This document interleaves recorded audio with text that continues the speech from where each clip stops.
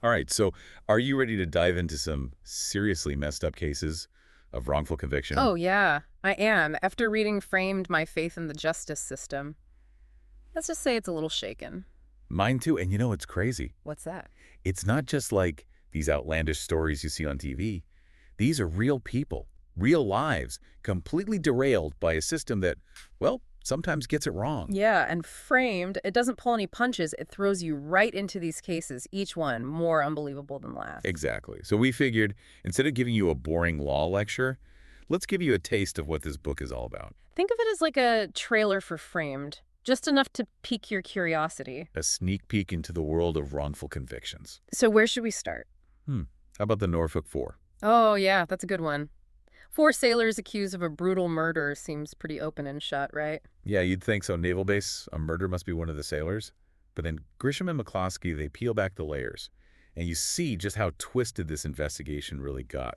The book really digs into the interrogation tactics, the pressure these guys were under, and how their confessions, even though there was no physical evidence, became the heart of the case. Wait, no physical evidence at all? Nope, none. So how did they even end up as suspects in the first place? Well, that's where it gets interesting. The investigation was driven by assumptions and a rush to judgment instead of, actually looking at the facts. And then later, when DNA evidence enters the picture, boom, the whole case blows up. It makes you wonder how many other cases out there are built on shaky foundations like that. Right, and that brings us to another case that'll make you question everything. Clarence Brandley, a black janitor in Texas accused of murdering a white student. Oh man, this one is heavy. It's the 1980s, racial tensions are running high, and the book doesn't shy away from exploring how that might have played a role in the investigation. I mean, come on, they raised his bail illegally just to keep him behind bars. Exactly. It makes you wonder, was he targeted because of his race, or did they genuinely believe he was guilty? The book goes deep into the legal battles,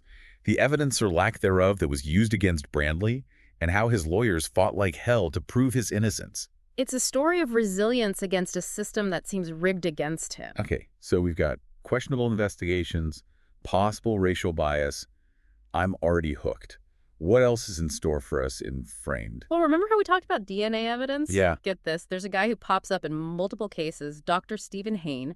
They called him the Cadaver King of Mississippi. The Cadaver King. Okay, that's both fascinating and a little creepy. What's his story? So he performed a crazy number of autopsies, way more than any doctor should. And in Framed, we see how his bite mark analysis, which was later completely debunked, sent two innocent men, Lavon Brooks and Kennedy Brewer, to prison. Hold on, bite mark analysis. Is that even a real thing? I thought that was just something you saw in CSI. It was, and get this, it's still considered admissible in some courts, even though it's scientifically shaky.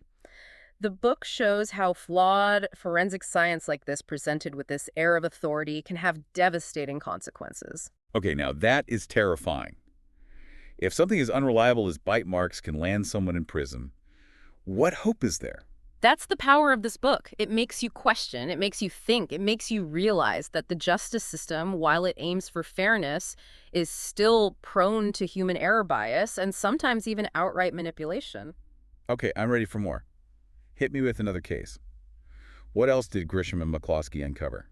Let's talk about a case that truly lives up to the book's title, Framed. Joe Bryan, a well-respected school principal accused of murdering his wife. Okay, I'm listening. The police can't find a motive, so what do? They start spreading rumors about his sexuality to create a story for the jury. Seriously, no motive, but they try to smear his name instead. That's just wrong. And then there's this flashlight that supposedly connects him to the crime, but the book dives into the evidence or lack thereof and raises serious questions about whether it actually links him to the crime at all. This is starting to feel like one giant conspiracy theory. Right. But it's all real, right? These are actual cases. Oh, it's real, all right. And it makes you wonder how many other innocent people are out there trapped in a system that's failed them. So much for innocent until proven guilty, right? Right. It's like the more we dig into this book, the more disturbing it gets. Oh, yeah. There's plenty more where that came from, and we'll be right back after a short break to delve into even more shocking cases of wrongful conviction from Framed. It feels like the deeper we go with this book, the darker it gets. Yeah, Framed doesn't just focus on the high-profile cases. It digs into these smaller, lesser-known stories that are just as impactful. Right, like what about Ellen Abney? I mean, Yeah. a woman wrongfully convicted of murder. It's like a tangled web of missing evidence, coerced confessions, shady dealings, you name it. Seriously, how can someone end up behind bars with so many loose ends and inconsistencies? Mm-hmm. Did anyone even bother to look at the facts objectively? That's what Frame does so well. It lays out the facts, examines the evidence, and exposes the cracks in the system. It makes you wonder how many other cases are out there just like this. Right? Cases that have slipped through the cracks because of oversights or biases or just plain incompetence. Okay, so we've got police pressure, flawed forensics, racial bias. It's like a recipe for injustice. Is there any hope in this book at all? Oh, yeah, there is, and that's what makes Framed so compelling. Yeah. It doesn't just point out the problems, it also highlights the fight for justice. So give me an example. How about the case of Mark Jones, Dominic Lucci, and Kenneth Gardner, 3 soldiers accused of a racially motivated murder in Savannah, Georgia? 3 soldiers. Wow, that sounds like a media circus waiting to happen. It was. They were out celebrating wrong place, wrong time, and bam, they're caught in this whirlwind of mistaken identity and false accusations. And I bet the racial dynamics didn't help their case either. A black victim and white soldiers. You at a Frame doesn't shy away from the tough conversations about race and justice. It examines how those factors might have influenced the trial and the verdict. It's like a domino effect. One bias leads to another, and suddenly these guys are fighting for their lives against a system that seems determined to fit them into a narrative, whether they belong there or not. Speaking of narratives, the book really dives into the whole issue of eyewitness testimony and how unreliable it can be. Yeah, I mean, we all think seeing is believing, but But it's not always that simple. In this case, the main witness actually recanted their testimony, later admitting they lied at trial. whoa, lie at a trial. How is that even possible? And what happened to the soldiers after that? That's where Framed gets really interesting. It follows their legal battles, the appeals process, and the long and difficult fight to clear their names. So even if someone admits they lied, it's not an easy fix. It makes you wonder how many convictions are based on shaky eyewitness accounts like that. It's one of the unsettling truths that Framed brings to light. Eyewitness testimony, while often seen as the gold standard, can be incredibly unreliable. It can be influenced by stress suggestion, even a desire to please the authorities. It's like building a house on a foundation of sand. One shaky piece of evidence leads to another, and before you know it, the whole thing crumbles. Exactly. And when that happens, the human cost is immense. Take the case of Kerry Max Cook, for example. Another case of the system gone wrong. He was accused of a brutal murder, a crime he always maintained he didn't commit, and the book meticulously examines the evidence, revealing a series of missteps, questionable forensics, and unreliable witnesses. Okay, I'm sensing a theme here. The system seems to be failing in a lot of these cases. What's fascinating about Kerry's case is how the narrative around him, this image of him as a deviant outsider, completely overshadowed the lack of actual evidence. It became more about character assassination than a genuine search for the truth. So they basically painted him as a bad guy, and the jury just went along with it. That's scary. And that's where the media comes in. Framed also explores the role of the media in shaping public perception.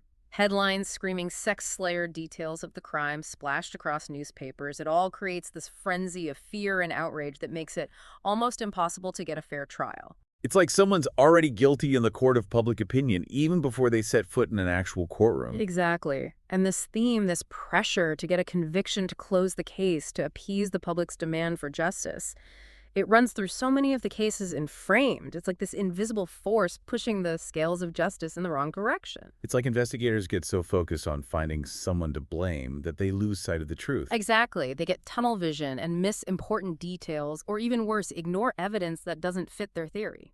It's like the whole system is set up to create these narratives, even if they're not true. Yeah, and once that narrative takes hold, it's almost impossible to break free from it. It's scary to think about, right?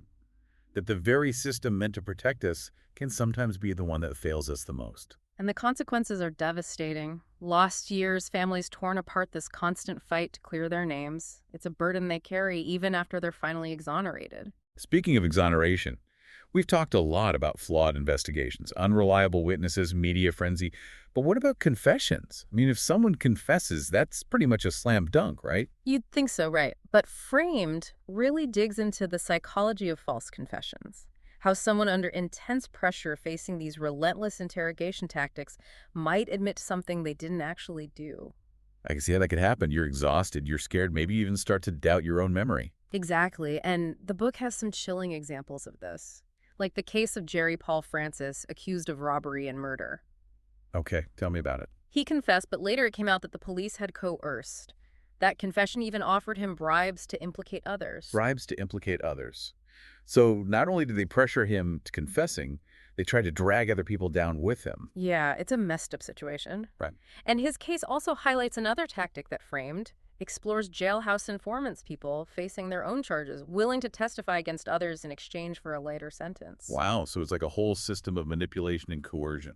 It's a system ripe for abuse, that's for sure. So what can we do? I mean, reading this book is eye-opening, but it's also pretty disheartening. I know what you mean. It's easy to feel overwhelmed by it all, but Framed isn't just a cautionary tale, it's a call to action. It reminds us that we have a responsibility to be informed, to be engaged, and to be willing to question what we're told. So it's not just about sitting back and being shocked by these stories. We need to be active participants in the fight for justice. Exactly. It's about demanding accountability, supporting organizations like Centurion Ministries that work to exonerate the wrongfully convicted, and advocating for reforms that make our justice system truly just. You know, out of all the cases in Framed, is there one that really stuck with you? That's a tough one. There are so many powerful stories, but the story of Todd Willingham really stays with me. What happened to him? He was accused of setting a fire that killed his children, and he maintained his innocence until his execution in 2004. Oh, wow. The book examines the scientific evidence, or lack thereof, and it casts serious doubt on the arson findings that led to his conviction. It's a stark reminder that we're not just talking about prison sentences, we're talking about life and death. And it underscores the critical need for rigorous forensic analysis, independent review, and a willingness to acknowledge mistakes even when it's difficult.